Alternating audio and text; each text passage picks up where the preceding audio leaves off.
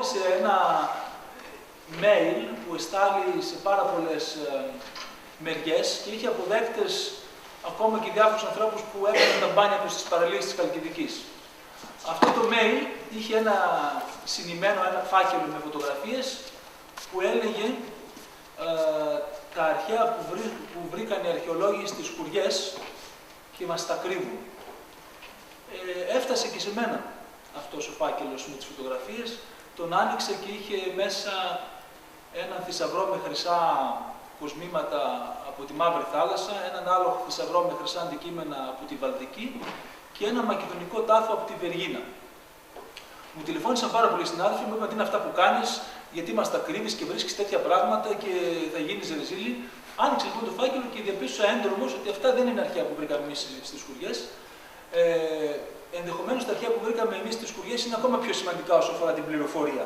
Μπορεί να μην είναι χρυσά, αλλά έχουν τη σημασία τους. Λοιπόν, σε αυτό το πλαίσιο και για να διαλυθεί η ομίχλη που πλανάται γύρω για τι βρήκαμε τέλος πάντων στις σκουριές, κάναμε μια ανακοίνωση πρώτα απ' όλα στο Αριστοτέλειο Πανεπιστήμιο πριν από ένα μήνα περίπου και θα κάνουμε τη δεύτερη εδώ, σε εσάς, στο εκλεκτό κοινό των 15-20 ανθρώπων, αλλά σας υπόσχομαι ότι αν τελειώσουν και άλλοι, μετά από κανένα μήνα μπορούμε να ξανακάνουμε την παρουσίαση. Αυτά λίγο εκτός κειμένου. Τώρα, όσοι έχετε περπατήσει και όλοι σας έχετε περπατήσει τα βουνά της Χαλκιδικής, θα έχετε διαπιστώσει ότι οι περισσότεροι δασικοί δρόμοι είναι στρωμένοι με αυτά που τα λέτε εσείς μαγκανέζια, δηλαδή είναι οι σκορίες της αρχαίας ή και νεότερης μεταλλευτικής δραστηριότητας. Είναι υπολείμματα αρχαίας αλλά και οθωμανικής μεταλλουργίας, κυρίως οθωμανικής. Σας δείχνω εδώ μερικές φωτογραφίες από τα μαγκανέζια, έτσι όπως τα βρίσκουμε στις περιοχές γύρω από τον Κάκαβο, σε στρωμένους δρόμους. Αυτά λοιπόν, ένας θεός ξέρει από πού έχουν μεταφερθεί τη δεκαετία του 60 για να στρωθούν οι δασικοί δρόμοι. Είναι από θέσεις αρχαίες και μεσαιωνικές, οι οποίες οι περισσότερες μάλλον έχουν για πάντα χαθεί. Όχι όλες όμως. Υπάρχει τουλάχιστον μία θέση, η οποία είναι γνωστή στους αρχαιολόγους και διατηρήθηκε ως αρχαία μεταλλευτική θέση στο πέρασμα των αιώνων, έστω και κουτσουρεμένη. Είναι οι γνωστές σε όλους σας σκουριές, τελευταία γνωστές σε όλη την Ελλάδα, όχι ως αρχαιολογική θέση, αλλά ως πεδίο σύγκρουσης υπερμάχων και πολεμίων αυτής της σύγχρονης μεταλλουργικής δραστηριότητας.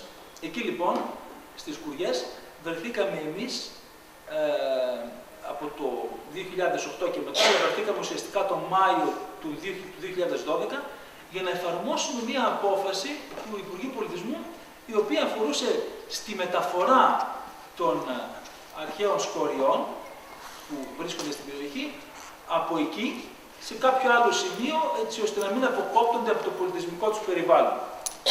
Για να δοθεί δηλαδή τόπος στη σύγχρονη εξόρυξη. Αυτά όλα βρίσκονται σε ένα ξέφωτο που το ξέρετε όλοι, ένα δάσος οξιάς στο βουνό Κάκαβος, σε υψόμετρο 650 μέτρων, σε ένα χαμηλό λόφο 3 περίπου στρεμμάτων. Αυτός εδώ είναι ο χαμηλός λόφος. Εκεί λοιπόν, αυτός ο λόφος καλυπτόταν από ένα στρώμα σκοριών, πυλών, κεραμίδων, κεραμικής και λίθων. Σε απόσταση αναπνοής, η επιφανειακή εκδήλωση ενός μεταλλοφόρου κοιτάσματος. Το είπα πολύ επιστημονικά μου πριν. Είναι ένας βράχος χαλκούχου πορφύρι που μοιάζει να σουβλίζει την επιφάνεια από μέσα προς τα έξω, προερχόμενο από τα βάθη της πλούσιας χαλκιδικιώτικης γης. Εντάξει, αυτό που βλέπουμε δηλαδή στην εικόνα μας είναι αυτό για το οποίο γίνονται όλα. Και στην αρχαιότητα και σήμερα. Η πρώτη διαπίστωση που κάναμε ως αρχαιολόγοι είναι ότι παρά τις σύγχρονες αλλοιώσεις που υπάρχουν γύρω-γύρω, η αρχαία μεταλλεία, αν σας ξενίζει η λέξη «η μεταλλεία», σημαίνει η μεταλλευτική δραστηριότητα, είναι αρχαία λέξη. Η αρχαία μεταλλεία λοιπόν στις σκουριές εκμεταλλευόταν ένα κοίτασμα, αυτό που βλέπουμε εδώ στην οθόνη, το οποίο ήταν ορατό, όπως και σήμερα λίγο πολύ, στην επιφάνεια του εδάφους. Δηλαδή ο αρχαίος το έβλεπε αυτό το κοίτασμα και πήγαινε το πελεκούσε και θα δούμε στη συνέχεια τι το έκανε. Όμως βλέποντας αυτό, δεν μπορούσαμε να ξέρουμε ποιες ήταν οι συνθήκες της μεταλλουργίας και η μέθοδος εξόρυξης. Αυτά μέσα ήταν άγνωστα. Η απόφαση λοιπόν για την απομάκρυνση των σκοριών, δηλαδή αφορμή για να γίνει αυτό που άλλοι το αποκαλούν επένδυση, άλλοι το αποκαλούν καταστροφή, πώς θέλετε να το αποκαλέσω, αυτή η μεταλλουργία, η σύγχρονη στις σκουριές, να το πω έτσι, για να κρατήσω έτσι και μια ουδετερότητα ως αρχαιολογική υπηρεσία. Η αφορμή λοιπόν αυτή ήταν μοναδική ευκαιρία για μας να κάνουμε μια έρευνα έτσι ώστε να διασωθεί με όποια δυνατά μέσα η μνήμη του τόπου, του τρόπου και του χρόνου της αρχαίας μεταλλουργίας και να γίνει για πρώτη φορά στα σύγχρονα αρχαιολογικά χρονικά μια εγκατάσταση αρχαίας μεταλλουργίας αντικείμενο συστηματικής μελέτης. Δηλαδή αυτό που θέλω να σας πω είναι ότι πήγαμε εκεί γνωρίζοντας ότι αυτά τα πράγματα θα απομακρυνθούν από εκεί και πριν απομακρυνθούν έπρεπε εμείς κάτι να κάνουμε για αυτά. Δηλαδή, πριν από την έναρξη των εργασιών έπρεπε να οργανώσουμε μία μέθοδο. Εδώ βλέπετε την μέθοδο της ανασκαφής με τα τετράγωνα από ένα μπαλόνι που υψώθηκε 200 μέτρα περίπου ψηλά στον ουρανό για να αεροφωτογραφίσει την ανασκαφή. Τώρα, μέθοδος πεπατημένη στην ελληνική αρχαιολογία δεν υπήρχε τέτοια. Δηλαδή, αυτό που είναι μοναδικό με τις σκουριές στα αρχαιολογικά είναι ότι όλοι οι άλλοι είχαν την ευκαιρία να κάνουν μια μικρή επιφανειακή έρευνα. Ας πούμε στη Θάσο, στο Παγκαίο, σε διάφορες μεταλλουργικές θέσεις. Εμείς δεν ξέραμε πώς να δουλέψουμε εκεί. Η συστηματική ανασκαφή αρχαίας μεταλλουργίας θα ξέρετε ότι υπάρχει στο Λαύριο, στην Αττική. Η Αττική δηλαδή έφτιαχνε μεταλλουργία αργύρου ήδη από τον 5ο-6ο αιώνα π.Χ. και αυτό ήταν ο λόγος για τον οποίο μεγαλούργησε η Αθήνα στην εποχή του Περικλή. Εμείς όμως δεν είχαμε τέτοια πράγματα εδώ στη Μακεδονία και στις σκουριές ακόμα περισσότερο. Είχαμε μια μεταλλουργία που δεν μας φαινόταν ίδια. Έπρεπε λοιπόν να ανατρέξουμε ως αρχαιολόγοι σε αυτό που κάνανε άλλοι σε άλλες περιοχές του κόσμου. Σας δείχνω εδώ μερικές διαφάνειες από αυτό που κάνουν οι αρχαιομεταλλουργοί και οι αρχαιολόγοι της αρχαίας μεταλλουργίας στην Πολωνία και στην Κύπρο. Η κάτω φωτογραφία δείχνει μία μέθοδο με την οποία μπορούμε να καταλάβουμε, να συγκεντρώσουμε τις σκορίες. Αυτό που βλέπετε στην κάτω εικόνα είναι σκορίες όπως αυτές που υπάρχουν εδώ πάνω στο βουνό, στις σκουριές και η μέθοδος με την οποία τις ανασκάπτουμε έτσι ώστε μπορούμε να καταλάβουμε κάτι. Αυτό κάναμε και εμείς, διαβάσαμε πρώτα πάρα πολύ. Εγώ δηλαδή και οι συνάδελφοι που είδατε στην οθόνη, τα ονόματά τους, πριν κάνουμε την ανασκαφή, κλειστήκαμε σε μια βιβλιοθήκη για 3 μήνες. Αρχίσαμε να διαβάζουμε πώς γίνονται οι ανασκαφές αυτές, τι περιμένουμε να βρούμε και οργανώσαμε μια βιβλιοθήκη αρχαιομεταλλουργίας. Αυτά είναι 3 από τα 300 βιβλία που διαβάσαμε για να δούμε τι κάνουν και τι γράψαν οι άλλοι συγγραφείς για την αρχαιομεταλλουργία. Και κωδικοποιήσαμε κάποια ερωτήματα, να πούμε δηλαδή πότε χρονολογούνται αυτά, πόσο διαρκεί αυτή η εγκατάσταση, ποια είναι η έκτασή της, τι μέταλλα παράγει, ποια είναι η μέθοδος της μεταλλουργίας και πώς μπορούμε να αποκαταστήσουμε αυτή την αλυσίδα της παραγωγής. Πώς ξεκινάει δηλαδή από τα βάθη της γης, παίρνουμε εμείς το μεταλλοφόρο κοίτασμα και το κάνουμε από μετάλλευμα, το κάνουμε μέταλλο. Έχει ενδιαφέρον η ετυμολογία της λέξης μέταλλο. Το φαντάζεστε κανείς? Σημαίνει μετά άλλων, μαζί με άλλα. Δηλαδή, μαζί με άλλα μέταλλα βρίσκουμε και αυτό που θέλουμε. Από εκεί παράγεται η λέξη μέταλλο. Μετά άλλων, μαζί με άλλα, επειδή υπάρχουν πάρα πολλές φλέβες μέσα στη γη, μέσα στο βράχο, εκεί που θα βρεις ένα, το ένα μας λέει ότι θα βρίσκεται μετά άλλων, δηλαδή θα βρεις και περισσότερο. Οπότε έχεις ελπίδες να κάνεις διακλαδίσεις και να κάνεις το S και να τους κάψεις και να το βρεις. Αυτό είναι το μέταλλο. Εμείς λοιπόν δεν ξέραμε πώς πηγαίνανε οι αρχαίοι από το μετά άλλων, δηλαδή από το μαζί με άλλα, να πάρουν το ένα το συγκεκριμένο και να το κάνουν τέτοιο υλικό ώστε να φτιάξουν ένα συγκεκριμένο μέταλλο. Θα δούμε στη συνέχεια ποιο ήταν αυτό το μέταλλο. Λοιπόν, μετά από όλα αυτά ξεκίνησε η ανασκαφή και σας παρουσιάζω έτσι συνοπτικά τα ανασκαφικά πορίσματα. Η επίχωση ανασκαφική, ως επιτοπλίστων σκορίες, ήταν μικρού πάχους, δηλαδή περίπου 10 εκατοστά με 40-50 εκατοστά, και κάτω από αυτή, στο κόκκινο φυσικό χώμα, εντοπίστηκαν Αυτή είναι η κάτωψη της ανασκαφής, ορίγματα, κοιλότητες, κανάλια, πασαλότρυπες, αυτά που βλέπετε ως τρύπες εκεί, είναι πάσαλοι για διάφορα κτηριάκια αρχαία και για διάφορες κατασκευές, τις οποίες θα τις εξηγήσουμε σε λίγο. Αυτή είναι μια φωτογραφία από την ανασκαφή με τους πασάλους και τους λάκους. Αυτό είναι ένα κομμάτι ότι έχει απομείνει από ένα ορθογώνιο κτίριο και αυτή είναι μια αεροφωτογραφία της ανασκαφής.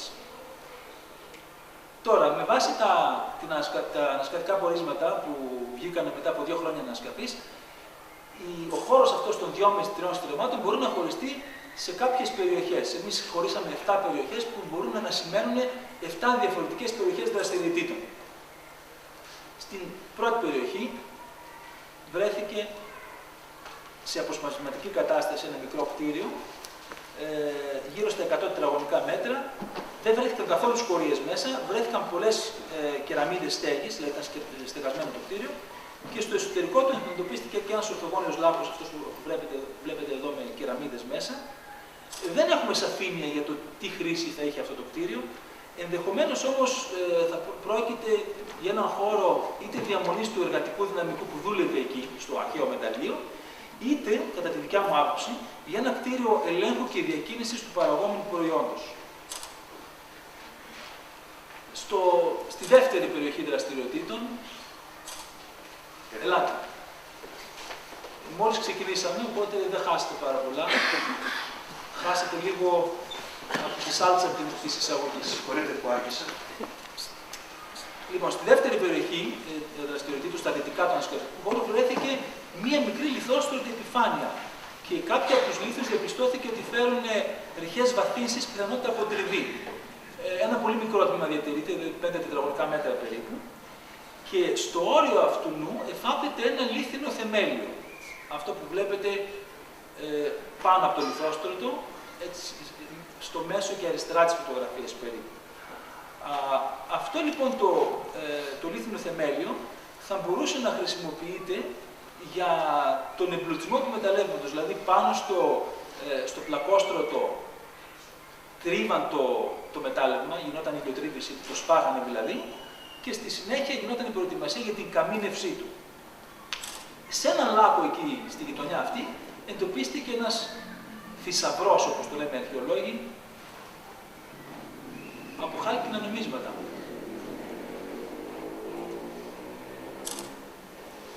Για το οποίο δεν χρειάζεται να πω πάρα πολλά. Φαίνεται η χρονολόγησή τους, δηλαδή είμαστε γύρω στα μέσα του 2ου αιώνα π.Χ. περίπου, λίγο πριν και λίγο μετά την Ρωμαϊκή κατάκτηση. Αυτά δηλαδή τα κρύψανε υπογείως οι μεταλλουργοί οι αρχαίοι, και όταν εγκαταλείφθηκε το μεταλλείο κάποια στιγμή στον 1ο αιώνα π.Χ. ή ξεχάσανε να τα πάρουν, έγινε κάποια καταστροφή και δεν τους επέτρεψε να τα πάρουν. Στην τρίτη περιοχή, κάπου στο κέντρο του ανασκαφικού χώρου, υπάρχει ένας μεγάλος οειδής λάκκος, αυτός που βλέπετε με κόκκινο χρώμα τέρμα δεξιά στη φωτογραφία, ο οποίος συνδέεται με ένα πολύ μεγάλο κανάλι που διακλαδίζεται, πιθανότητα για να έχει να κάνει με τη διαχείριση του νερού. Εδώ υπάρχει μια μεγάλη απορία για το τι ήταν όλο αυτό το πράγμα, δεν έχουμε βρει ακόμα τουλάχιστον. Σας το δείχνω και σε ένα σχέδιο. Αυτός εδώ ήταν ο λάκκος, που ήταν ένα καμίνι, αλλά το υπόλοιπο κανάλι που βλέπουμε αριστερά δεν μπορούμε να καταλάβουμε ακόμα τι είναι. Στην τέταρτη περιοχή βρέθηκε ένας μεγάλος κυκλικός λάκκος με επίπεδο πυθμένα, το βλέπετε στο κέντρο της φωτογραφίας, ο οποίος ήταν για αποθήκευση νερού και στεγαζόταν με πρόχειρο στέγαστρο, όπως καταδεικνύουν οι πασαλότρυπες που βλέπετε τριγύρω. Τώρα, νότια αυτού του λάκκου βρέθηκαν κάποιες περιοχές με πύληνα τμήματα επένδυσης κλιβάνων και μία ομάδα με πασαλότρυπες, αυτές που βλέπετε εδώ. Κοιτάξτε τώρα πώς, αν έχεις διαβάσει καλά, αν έχεις κάνει καλή μελέτη και άμα είσαι καλός ανασκαφέας, όπως ήταν ο συνάδελφός μου που δούλευε εκεί πάνω, και αν είσαι και καλός εργάτης, όπως ήταν οι συντοπίτες σας, οι εργάτες που δουλεύαν εκεί πάνω, πώς μπορείς να φτάσεις από 5 τρύπες που βλέπεις εκεί, να φτάσει να καταλαβαίνει τι είναι αυτό. Για μένα αυτό είναι εντυπωσιακό. Όχι για τους αρχαιολόγους, αλλά και για τους εργάτες και για αυτούς που μπορούν να κατανοούν λίγο το χώμα. Δεν σας δείχνω έτσι πράγματα εντυπωσιακά, έτσι δεν είναι. Δηλαδή δεν ξέρω τι περιμένετε να δείτε. Αλλά και αυτά έχουν τη σημασία τους, το πώς πάμε από την τρύπα σε αυτό που ήταν στην αρχαιότητα. Λοιπόν, αυτές οι πασαλότρυπες σε κυκλική διάταξη ήταν τρύπες μέσα στις οποίες τοποθετούσαν πασάλους για το κτίσιμο ενός κλιβάνου, ενός φούρνου μεταλλουργικού. Πώς το κάνανε? Τοποθετούσαν τους πασάλους και γύρω-γύρω καλάμια, το επενδύαν με πυλό όλο αυτό και βλέπετε πώς γίνεται. Η διαδικασία δηλαδή του κτισίματος ενός κλιβάνου είναι ανοίγω τρύπα, πάνω αριστερά βάζω τους πασάλους και κάτω δεξιά και κάτω αριστερά όπως βλέπετε και στη συνέχεια επενδύω απ' έξω και από μέσα όλη αυτή την κατασκευή με νοπό πυλό και φτιάχνω ένα κλίβανο. Έναν μεταλλευτικό κλίβανο.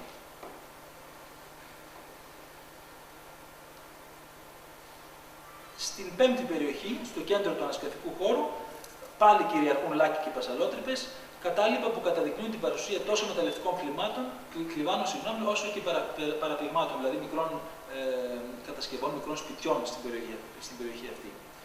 Αυτά που δεν βλέπετε τώρα στην εικόνα, θα σας τα κάνω τώρα εγώ ορατά. Έτσι. Είναι η ίδια εικόνα, με επεξεργασία των πασαλοτρυπών που βρίσκουμε στην ανασκαφή και με βάση τις οποίες μπορούμε να χαράξουμε εμείς τα κτίρια. Βλέπουμε δηλαδή το ροζ κτίριο πάνω και στη μέση είναι ένα ορθογώνιο παράπηγμα. Στη μέση το γαλάζιο κτίριο, ένα πιο μικρό, που θα μπορούσε να είναι και μια κατασκευή, ίσως γερανός, γιατί βλέπετε ότι στις άκρες του έχει πάρα πολύ μεγάλες τρύπες, ίσως για να δημιουργούνται μοχλοί ανύψωσης. Και κάτω δεξιά το πράσινο κτίριο είναι επίσης ένα ορθογώνιο κτίριο, πιθανότατα για να στεγάζει πρόχειρα κάποιες κατασκευές. Στην έκτη περιοχή, στα νότια, ένα πολύ μεγάλο όριγμα, αυτό έχει διαστάσεις 8,5 επί 5 μέτρα και βάθος 2 μέτρα περίπου. Αυτό ήταν γεμάτο με σκορίες, κατεστραμμένα τμήματα από πύληνους κλιβάνους, κεραμίδες στέγης, κεραμική. Τα τυχώματά του είναι σχεδόν κάθετα και στην ανατολική του απόλυξη, δηλαδή στα δεξιά μας, στενεύει αυτό όπως βλέπετε και κάνει ένα αυλάκι υπόγειο, το οποίο επικοινωνεί αυτός ο διάδρομος με την επιφάνεια μέσω κάποιων ανοιγμάτων που τα βλέπετε φαντάζομαι όλοι δεξιά από αυτό το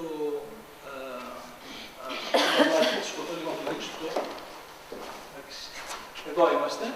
Αυτό το αυλάκι επικοινωνεί με αυτούς εδώ τους κλιβάνους. Αυτά όλα είναι καμίνια.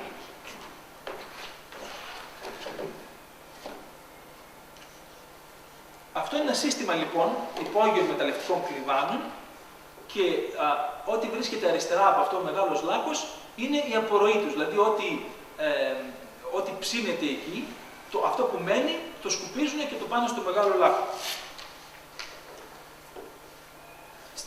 Στην ίδια περιοχή και λίγο πιο δεξιά όπως βλέπουμε ήρθαν και στο φως και άλλοι κλίβανοι και ένα κανάλι μεγάλο για τη διαχείριση του νερού και με πάρα πολλές σκορίες και τμήματα από την αναδομή των κλιβάνων. Αυτό είναι μια τομή του σχεδιαστική, να φανταστεί κανείς πώς ήταν μέσα, πώς μπορούσε κανείς να μπει μέσα. Αυτό είναι βάθος 2 μέτρων περίπου. Χωράει, ίσα που χωράει έναν άνθρωπο. Έναν άνθρωπο στο δικό μου τον πόη σκεφτό.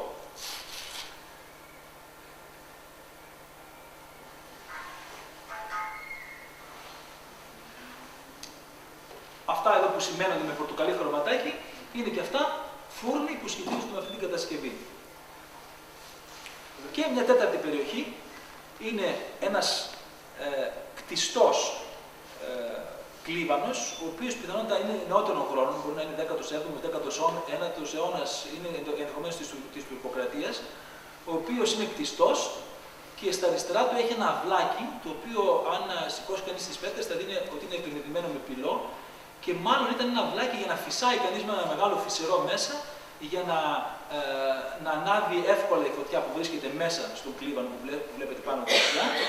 Εκεί πιθανότατα όπως βλέπουμε από τα κοκκινάδια και τα μαύρα που υπάρχουν πάνω στη αριστερή και πάνω πλευρά της φωτογραφίας, γωνία της φωτογραφίας, συγγνώμη, ο κλίβανος αυτός δεν ήταν αρχαίος, ήταν νεότερος και ήταν για την μεταλλουργία σιδήρου και όχι χαλκού, όπως ήταν τα υπόλοιπα. Τα οποία θα το πούμε τώρα αμέσως, κάνοντας έτσι μια σύνθεση αυτών που σας έδειξα. Λοιπόν, η απουσία στρωματογραφίας και η προκαταρκτική εξέταση των ευρημάτων καταδεικνύουν ότι στις σκουριές, στη γειτονιά σας δηλαδή, υπήρχε μια μικρή σε έκταση και διάρκεια ζωής εγκατάσταση μεταλλείας χαλκού του Δευτέρου αιώνα π.Χ. που είχε στόχο την εκμετάλλευση του επιφανειακά σωζόμενου κοιτάσματος. Η διαδικασία ήταν η ακόλουθη. Το βλέπανε, το πελεκούσανε, το παίρνανε από εκεί, το λιοτριβούσανε, το σπάγανε δηλαδή, το βάζαν στους κλιβάνους, το καίγανε και παίρνανε το χαλκό. Αριστερά πάνω είναι δύο συνάδελφοί μου σε μια φωτογραφία σε μια υποτυπώδη στοά που υπήρχε εκεί κάποτε στο μεταλλοφόρο κοίτασμα και προσποιούνται ότι κάνουν τους αρχαίους σπάζοντας το κοίτασμα. Δεξιά και πάνω είναι αυτή η περιοχή στην οποία το σπάγανε, το θρηματίζανε για να μπορούν να το βάλουν στους κλιβάνους. Αριστερά και κάτω υπάρχει μια περιοχή με πάρα πολλούς κλιβάνους μέσα στους οποίους το βάζανε και το καίγανε και δεξιά και κάτω είναι η περιοχή του control, δηλαδή εκεί υπήρχε ο έξυπνος που είχε τα φράγκα και που διαχειριζόταν όλη την κατάσταση, έδινε το μισθό στους μεταλλουργούς και κρατούσε το πλεόνασμα για αυτόν. Ήταν δηλαδή το κέντρο της διοίκησης.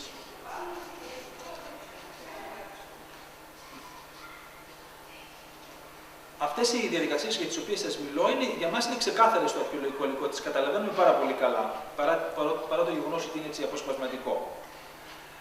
Τώρα, να σας δείξω μερικά χαρακτηριστικά ευρήματα από τη θέση αυτή και πώς μπορούν να μας βοηθήσουν αυτά τα ευρήματα να κατανοήσουμε ακόμα περισσότερο τον χώρο. Αυτά είναι, όσοι έχετε περπατήσει εκεί πάνω, νομίζω οι πιο παλιοί από εσάς που σας βλέπω εδώ, σίγουρα θα έχετε βρει τέτοια πράγματα, τα λέμε ακροφύσια. Είναι οι άκρες των φυσερών με τα οποία διοχετεύουμε αέρα σε ένα κλίβανο για να γίνει πιο γρήγορα η διαδικασία της τήξης. Οι περισσότεροι από εσάς θα έχετε τζάκια στο σπίτι σας, έτσι δεν είναι? Έχετε φυσερό. Αυτό το οποίο το κάνουμε έτσι, το θυμάστε αυτό? Πώς το λέτε?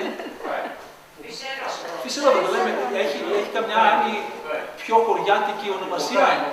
Πώς?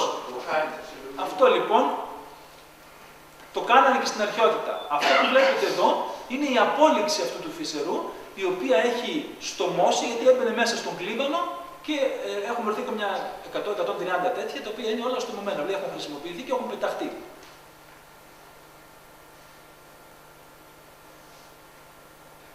Αυτά λοιπόν και οι λάκοι μας κάνουν να πιστεύουμε ότι η αρχαία μεταλλεία ήταν κάπως έτσι, όπως τη βλέπουμε εδώ.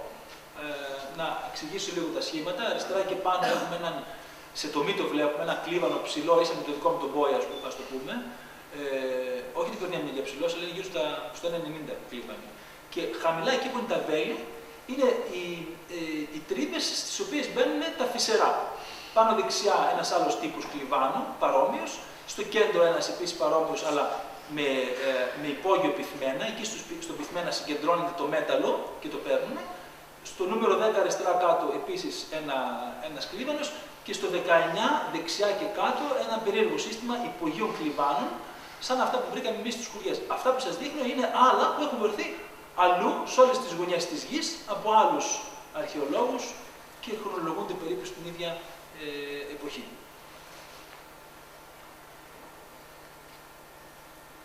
Η καμηνία, δηλαδή το κάψιμο του μεταλλεύματος, συνίστατο στο γέμισμα του κλιβάνου από πάνω με στρώσεις εναλλάξ ξυλίας και τραυσμάτων του κοιτάσματος του χαλκούχου πορφύρι, άναμα της φωτιάς, αύξηση της θερμοκρασίας με διοχέτευση αέρα μέσω των φυσερών και απομόνωση και τήξη του χαλκού στον πυθμένα του κλιβάνου, όπως φαίνεται πάρα πολύ σαφώς στην αναπαράσταση αυτή που κάναμε εδώ με μια ζωγραφιά της ζωγράφου μας που συνοδεύει στην ανασκαφή και μας ζωγραφίζει αυτά που δεν μπορούμε εμείς να τα πούμε με ωραία λόγια.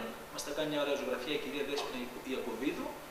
Μας δείχνει ακριβώς τις τρώσεις του ξύλου, του μεταλλεύματος, των σκοριών που μένουν αριστερά και του χαλκού που τον παίρνουμε, αυτό το πρασινάκι, εκεί που λέει χαλκός, και πιο πάνω το φυσερό για να αυξηθεί η θερμοκρασία και να καεί γρήγορα.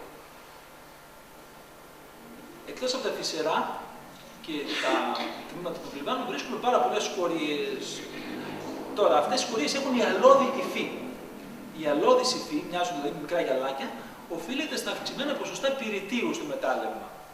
Η μικροσκοπική τους εξέταση και η χημική τους εξέταση καταδεικνύει πρώτα απ' όλα το παραγόμενο μέταλλο. Δηλαδή εκεί δεν έχουμε χρυσό, δεν έχουμε σίδερο, έχουμε χαλκό.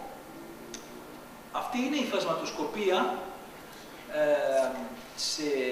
με φθορισμό, είναι μια μέθοδος ανάλυσης με ένα μικροσκόπιο, με ένα πολιτικό μικροσκόπιο, που μας δείχνει την περιεκτικότητα των σκοριών σε διάφορα στοιχεία. Βλέπουμε, ας πούμε, ότι έχει αλουμίνιο, έχει πυρίτιο, έχει χρώμιο, έχει σίδερο, έχει μαγκάνιο, έχει χαλκό. Έχω επίτηδες βάλει με κόκκινο χρώμα το σίδερο και το χαλκό, γιατί αν τα δει κάποιος αυτά, θα μου πει τι μας λες, αυτά φαίνεται ότι έχουν πάρα πολύ μεγάλη περιεκτικότητα σε σίδερο και όχι σε χαλκό, έτσι δεν είναι? Είναι έτσι, αλλά αυτό είναι η σκορία.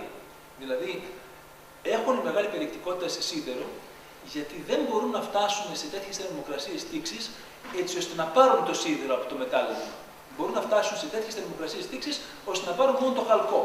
Το γεγονός ότι μέσα στη σκορία, δηλαδή μέσα στο υποπροϊόν, στο αυτό που πετάμε, μένει και λίγο χαλκός, όπως βλέπετε δεξιά τέρμα, στο χαλκός είναι 10, 10,2%, 3, 6, 10, 7 κτλ. Σημαίνει ότι υπάρχει μια ατελής καύση που οφείλεται μάλλον σε μηχανικούς παράγοντες. Δηλαδή τρίβονται αυτά εκεί πέρα και δεν μπορεί να πάρεις όλο το χαλκό που υπάρχει. Υπάρχουν όμως και οι επόμενοι που μπορούν να τον πάρουν. Αυτό είναι θέμα τεχνολογίας. Θα φέρω ένα έτσι πρόσφατο παράδειγμα εκτός κειμένου. Αυτό που κάνει, ας πούμε, η ελληνικός χρυσός σήμερα στην Ολυμπιάδα, παίρνοντας το τέλμα της Ολυμπιάδας, το παλιό του Μποδοσάκη, δεν μπορούσε να το κάνει ο Μποδοσάκης. Δηλαδή, ο Μποδοσάκης έπαιρνε ένα κομμάτι του μεταλλεύματος, το υπόλοιπο το πετούσε ως σκουπίδι, γιατί δεν μπορούσε να πάρει όλο το μέταλλο που υπήρχε. Με τις σύγχρονες τεχνολογίες που υπάρχουν, η σημερινή εταιρεία αυτό το πράγμα το παίρνει, το ανακυκλώνει και έστω και τα μικρά ψήγματα που υπάρχουν εκεί μπορεί να τα πάρει. Αυτό είναι ζήτημα τεχνολογίας. Και όπως υπάρχει η διαφορά στη τεχνολογία ανάμεσα στο 1960 και στο 2015 που είμαστε σήμερα, έτσι υπάρχει η διαφορά τεχνολογίας ανάμεσα στον 3ο αιώνα π.Χ. και στα ρωμαϊκά χρόνια. Οπότε δηλαδή κάποιος άλλος θα μπορούσε να το πάρει αυτό σήμερα, θεωρητικά. Λοιπόν,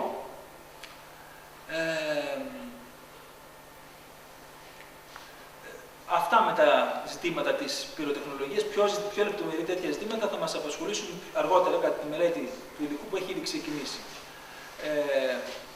Μερικά πρώτα συμπεράσματα που προκύπτουν από την ορυκτολογική σύνθεση των αυτό που βρίσκουμε είναι ότι οι αρχαίοι μεταλλουργοί προσέθεταν μέσα στο φούρνο οξύδια του σιδήρου και του μαγκανίου με στόχο την ελάττωση της θερμοκρασίας τήξης του μεταλλεύματος κοντά στους 800 βαθμούς. Να το πω πιο απλά, αν χρειαζόταν ο χαλκός να λιώσει 1000 βαθμούς και δεν μπορούσαν να τους πετύχουν, ρίχναν μέσα οξύδια του σιδήρου και του μαγκανίου και χαμηλώναν τη θερμοκρασία τήξης. Να δούμε τι τρώγαν και τι πίναν. Σημαντικό μέρος της κεραμικής που βρήκαμε εκεί ανήκει σε πολυτελή αγκαία πόσης και φαγητού, κάτι που μοιάζει έτσι λίγο ανίκιο για βιοτεχνικό χώρο. Αυτά εδώ είναι, φαντάζεστε πόσο μικρά είναι. Αυτό που βλέπω από κάτω ως δείκτη είναι 5 εκατοστά. Αυτά είναι μικρότερα από 5 εκατοστά.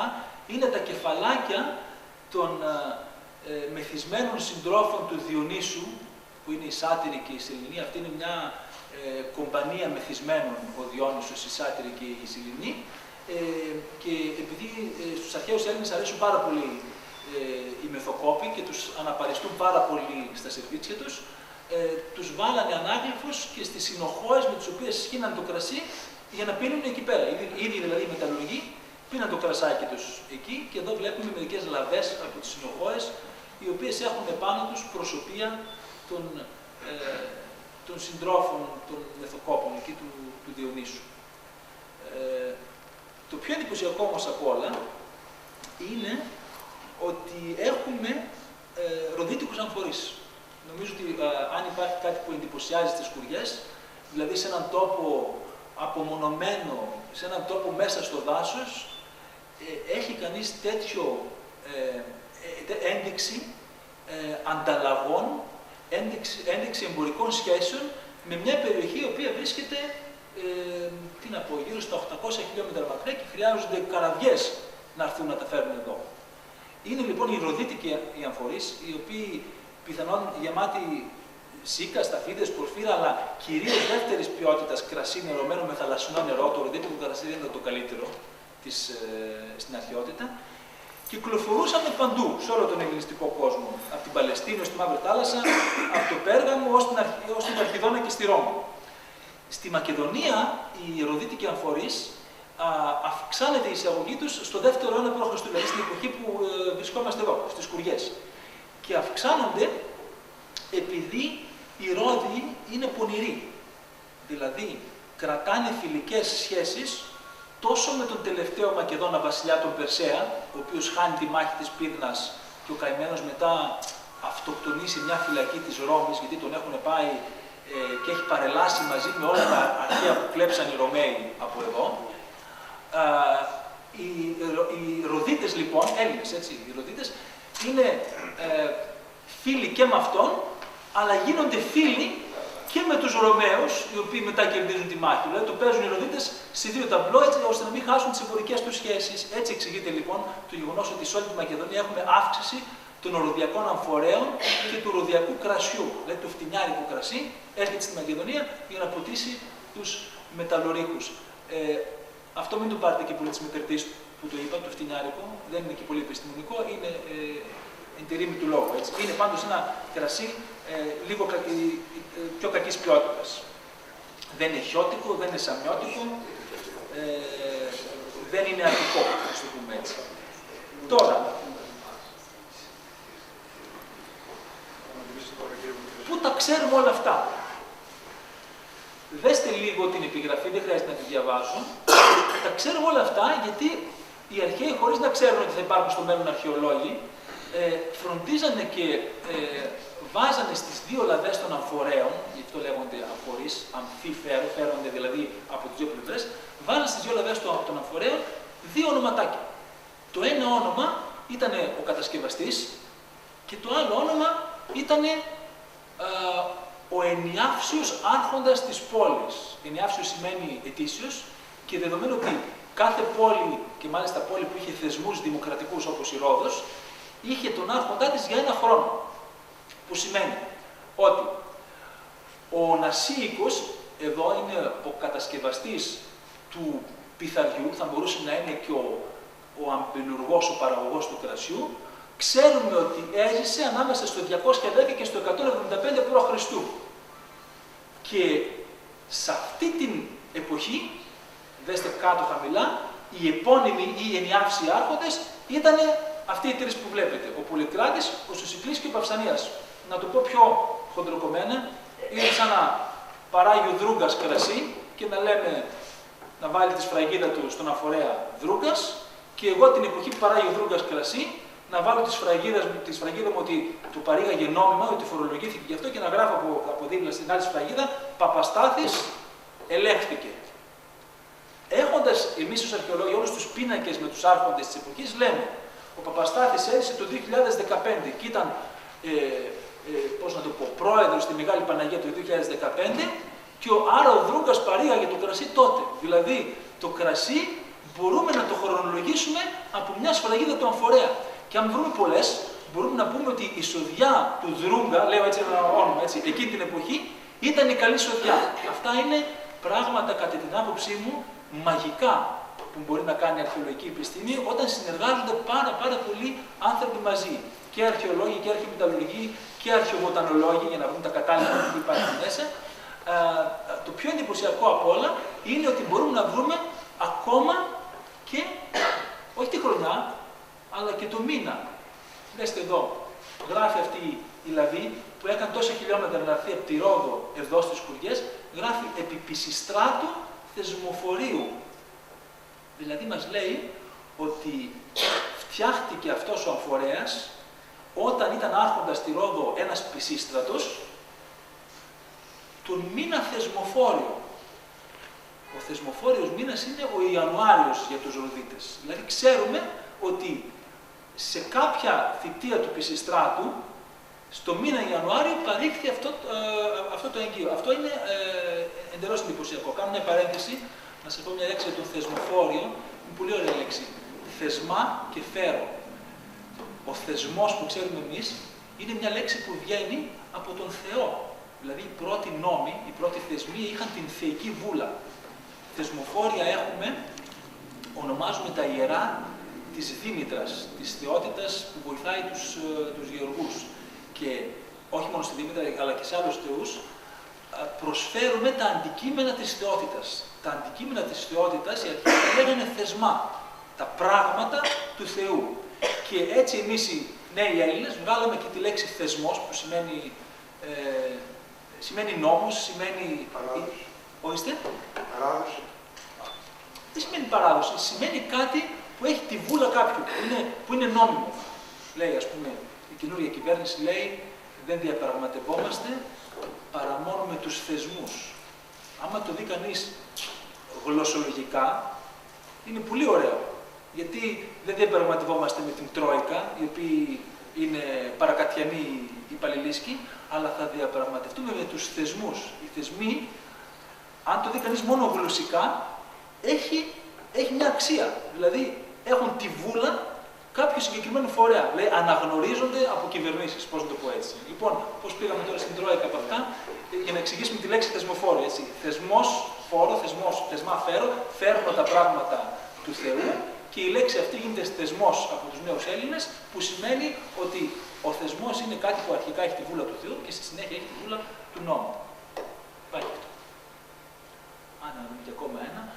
Τούτο εδώ δεν το βλέπετε πολύ καλά, αλλά λίγο να σας παρενέσω να δείτε το σχέδιο κάτω, δεξιά, είναι ένα τριανταφυλάκι μέσα εκεί. Και το τριανταφυλάκι, πώς το λέμε στα αρχαία, το λέμε ρόδον. Και το ρόδον είναι το λαλούν σύμβολο, δηλαδή ακούμε ρόδον και σκεπτόμαστε τη ρόδο. Και το χρησιμοποιούσαν οι ρόδοι, αντί να γράψουν εδώ γύρω ρόδιος αμφορέας, βάζανε το ρόμπα, το τριαντάφυλλο και βάζανε γύρω-γύρω τον ενιάφσιο άρχοντα ή τον κατασκευαστή. Λοιπόν, τώρα, το γεγονός ότι έχουμε ροντιακούς αμφορείς καλής ποιότητας, έχουμε καλής ποιότητας επιτραπέζια κεραμική και έχουμε και οικιακό εξοπλισμό, βλέπουμε εδώ τα λιχναράκια, τα οποία ήταν και για τα σπίτια αλλά και για τις ενδεχόμενες στοές, αν υπήρχαν. Τα αναγνωρίζετε αυτά, οι πιο παλιοί.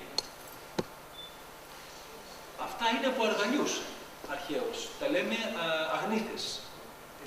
Είναι για να κρατάνε δηλαδή τα στιμόνια του αργαλιού κάθετα τεντωμένα προς τα κάτω για να περνάει ανάμεσά τους οριζόντια το υφάδι. Αυτά όλα λοιπόν μας σημαίνουν ότι εκεί στις Κουριές οι μεταλλουργοί διέμεναν ενδεχομένως μαζί με τις οικογένειές τους, αν όχι στον ίδιο τον βιοτεχνικό χώρο, τότε κάπου κοντά σε αυτόν. Επίσης σημαίνει ότι η μεταλλουργική μονάδα βρισκόταν στη σφαίρα επιρροής μιας ακμάζουσας πόλης, η οποία ακμάζει στο μετέχνιο της μετάβασης από την Ρωμαιοκρατία, από την Μακεδονική, στη Ρωμαϊκή κυριαρχία. Κατά την άποψή μας, άλλος τέτοιος κόμβος εμπορίας του μετάλλου δεν θα μπορούσε να υπάρχει παρά μόνο η Άκανθος. Αυτό που σας δείχνω εδώ είναι η ομιλία του Λεύκιου Εμίλιου Παύλου, του κατακτητή της Μακεδονίας, του στρατηγού της Ρώμης, στην Αμφίπολη, εδώ παραδίπλα, ο οποίος εξαγγέλει ότι κλείνουν τα ορυχεία χρυσού με τη Ρωμαιοκρατία, δεν πρόκειται να ξαναλειτουργήσουν γιατί δεν μπορούσαν να τα ελέγξουν, δηλαδή δεν μπορούσαν να ελέγξουν τη διαφθορά, ποιος θα έπαιρνε το μέταλλο, αλλά επιτρέπανε τη λειτουργία των μεταλλίων του χαλκού και του σιδήρου και αυτό το λόγο δεν μας φαίνεται παράξενο που βρίσκουμε μεταλλεία χαλκού στη Μεγάλη Παναγία και στις Κουριές φυσικά.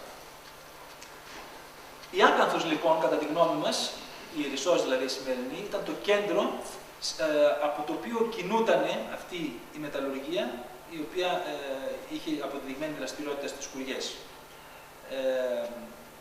Είχε αποδεδειγμένη εμπορική ισχύ.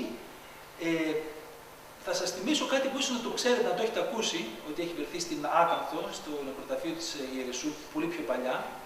Βρέθηκαν κάποτε εκεί, στο νεκροταφείο, κάποιοι αλυσοδεμένοι στα ποδάρια τους. Βρέθηκαν με χαλκάδες στα ποδάρια. Και υπέθεσαν οι αρχαιολόγοι, και μάλλον σωστά υπέθεσαν, ότι αυτοί ήταν σκλάβοι των μεταλλίων. Δεν είναι λοιπόν απίθανο ότι αυτοί οι σκλάβοι των μεταλλίων ήταν σκλάβοι που δουλεύανε στα ρωμαϊκά χρόνια εδώ, στις σκουριές, για να βγάλουν το χαλκό. Ήταν μεταλλορύχοι. Πάμε τώρα στα δύσκολα. Η αρχαιολογική έρευνα στις σκουριές αποτελεί μια σπάνια και μοναδική στην Βόρεια Ελλάδα ανασκαφή μεταλλευτικής δραστηριότητας. Το πέρας της ανασκαφής, η ανασκαφή σχεδόν τελείωσε, δεν σημαίνει μονάχα για μας την έναρξη της μελέτης του αρχαιολογικού υλικού, ταυτόχρονα σημαίνει και το μοίρασμα της αρχαιολογικής γνώσης με τους δικαιωματικούς αποδέκτες της, δηλαδή με εσάς. Τη μοιρασιά μέσα από την έκθεση των ευρημάτων, την αναπαράσταση για ενήλικες και παιδιά. Σας δείχνω εδώ πάλι μια ζωγραφιά που αναπαριστά ακριβώς αυτά που σας έλεγα πιο πριν, δηλαδή στο βάθος του μεταλλοφόρου κοίτασμα, κάτω δεξιά ετούτους εδώ που το πελεκάνε και κάτω αριστερά και στο βάθος η διαδικασία να το βάλεις στον κλίβανο και να το κάψεις. Αυτό είναι δεν είναι φωτογραφία, είναι τρισδιάστατη σχεδίαση του αρχαιολογικού χώρου, έτσι ώστε να μπορούμε να παράγουμε ένα μοντέλο όλου του χώρου σε ό,τι κλίμακα θέλουμε, δηλαδή από μικρό σαν το τραπέζι αυτό μέχρι μεγάλο σαν την αίθουσα αυτή. Και άλλη μια τρισδιάστατη αναπαράσταση και ένας κλίβανος. Τώρα, από όλα αυτά, αυτό που ξεκινήσαμε και κάνουμε ήδη, από τις ποικίλες δυνατότητες δηλαδή ανάδειξης που έχουν προβλεφθεί, ενδεικτικά σας αναφέρω την εγκεκριμένη από τον Υπουργό Πολιτισμού μεταλλουργική γωνίτσα μας στο Αρχαιολογικό Μουσείο του Πολυγύρου, δηλαδή ένα πράγμα από αυτά που βρήκαμε εκεί, σίγουρα θα το πάμε, θα κάνουμε μια γωνιά στο Μουσείο του Πολυγύρου, θα αναστήσουμε δηλαδή ένα μεταλλουργικό κλίβανο, κάπως έτσι όπως το βλέπετε εδώ στην εικόνα, θα πάρουμε μερικά κομμάτια του όπως έχουν ευερθεί, αλλά επειδή δεν μπορούμε να το ανασυνθέσουμε, θα κάνουμε το περισσότερο σε έγχρωμο τρισδιάστατο εκτυπωτή, γιατί γίνονται και αυτά τα φοβερά και τρομερά πράγματα, και θα είναι μια γωνίτσα στο Μουσείο του Πολυγύρου που σε 2 χρόνια από τώρα θα ανοίξει για σας και για όλους μας. Θα είναι μια γωνίτσα στην οποία δεν θα λέει απαγορεύεται να αγγίζετε τα αρχαία. Θα είναι μια γωνιά στην οποία θα μπορείτε να πιάνετε το κλίβανο και να βλέπετε πώς ενδεχομένως λειτουργούσε. Λοιπόν, κάπως έτσι λειτουργούσε. Αυτή είναι η αρχή της κοινωνικοποίησής μας, της κοινωνικοποίησης της πληροφορίας του αρχαιολογικού προϊόντος που έχουμε βρει εκεί πάνω, και ο στόχος είναι αυτή εδώ η ανακοίνωση και η προηγούμενη που προηγήθηκε και κάποια άλλη ενδεχομένως που θα ακολουθήσει, να λειτουργήσει για όλους μας. Σε ποια χρονολογία είναι η εικόνα αυτή? Αυτή εδώ είναι πέρσι το χειμώνα. Για να μπορέσουμε να σε ρωτήσω. Αυτή είναι αυτή που κάνουν όλη αυτή τη δουλειά. Εντάξει, τώρα εγώ δεν ήρθα να σας ανοίξω την όρεξη για τίποτα. Ήρθα επειδή με προσκαλέσετε να σας δείξω τα αρχαία, και ένας από τους ρόλους που έχουμε εμείς, τους θεσμικούς, γιατί μιλάμε για θεσμούς, τους θεσμικούς ρόλους που έχουμε, είναι αυτά εδώ τα καημένα τα αρχαία που σας τα έδειξα, να λειτουργήσουν λίγο ως, πώς να το πω, συλλεκτικός κρίκος για μια, ας το πούμε, πολιτιστική ανακοχή που θα μπορούσατε να κάνετε, μια τέτοια έτσι διχασμένη κοινωνία που υπάρχει εδώ στην βορειοανατολική Χαλκιδική, που εγώ τη ζω από μακριά βέβαια, γιατί εγώ δεν είμαι κάτοικος εδώ, τη ζω από μακριά για όλους τους κατοίκους της βορειοανατολικής Χαλκιδικής. Τα αρχαία λοιπόν, και αυτά τα αρχαία που βρήκαμε εδώ και τα υπόλοιπα που αν έχετε διάθεση θα μπορούσα να σας δείξω από το Στρατώνη, δεν είναι αρχαία τα οποία υποστηρίζουν κάποιους και δεν υποστηρίζουν κάποιους άλλους. Είναι αρχαία για όλους μας. Και αυτά τα αρχαία θα προσπαθήσουμε εμείς να τα αναδείξουμε πρώτα απ' όλα με τους τρόπους τους οποίους σας περιέγραψα και όσο μπορούμε. Λοιπόν, σας ευχαριστώ πρώτα απ' όλα γι' αυτό. Αν έχετε ερωτήσεις για τις σκουριές, να μπούμε σε μια κουβέντα. Αλλά θα μου πείτε, αν θέλετε, κάποιοι να μείνετε, να σας δείξω και 2-3 πράγματα από το Στρατώνη, γιατί τα έφερα. Αν όμως δεν θέλετε, μένουμε στις ερωτήσεις.